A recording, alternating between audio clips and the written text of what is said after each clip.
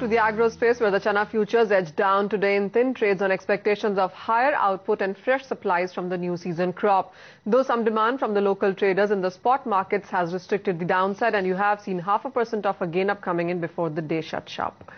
The sugar futures in the meanwhile dropped to their lowest level in last 7 months as supplies are up due to the ongoing cane crushing and as mills struggle to sell the sweetener due to less demand.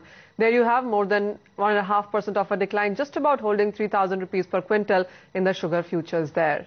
In spices, then the turmeric futures declined due to weak demand from overseas buyers and mounting stocks, though the concerns over lower output after farmers cut the area under cultivation restricted the downside there.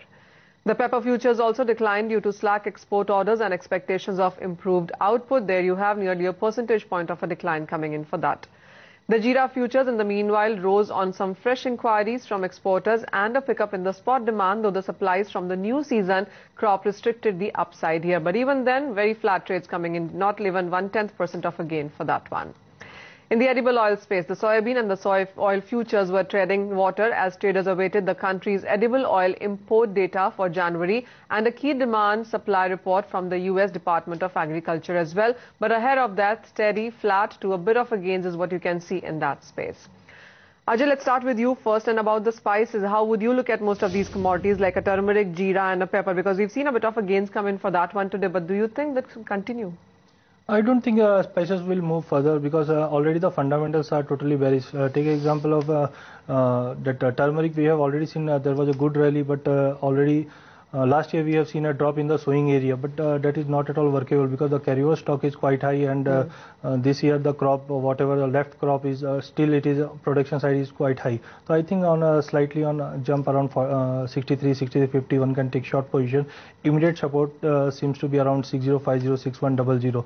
In case of pepper, no doubt we have seen a very strong rally, but due to winter demand it is supportive, but I think the new crop will continue to pressurize, so we can see continuous sell off in case of pepper, and prices can come down around 35,500 in case of current futures.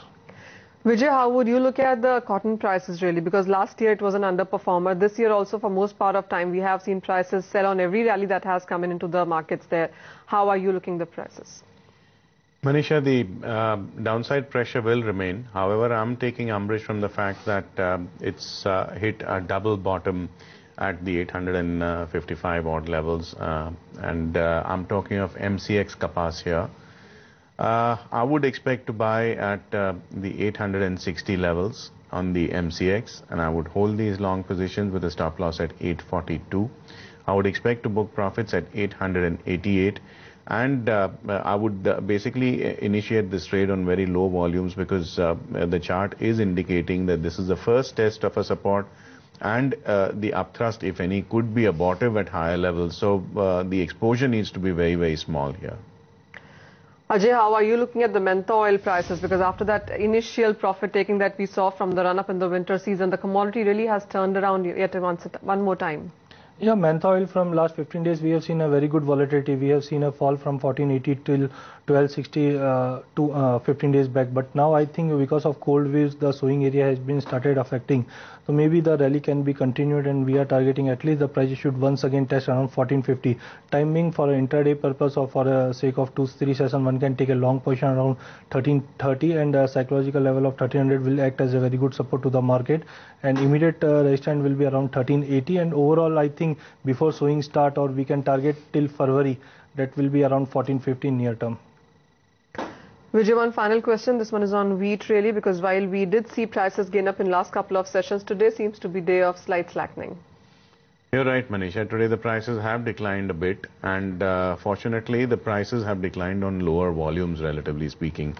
So this does seem to be indicating some profit taking at this point in time. But the declines are basically lower in the FAR month futures, which I have been advocating. And I would continue to buy on dips, especially if I see May futures being available below the 1380 levels. I would start ramping up exposure in this counter.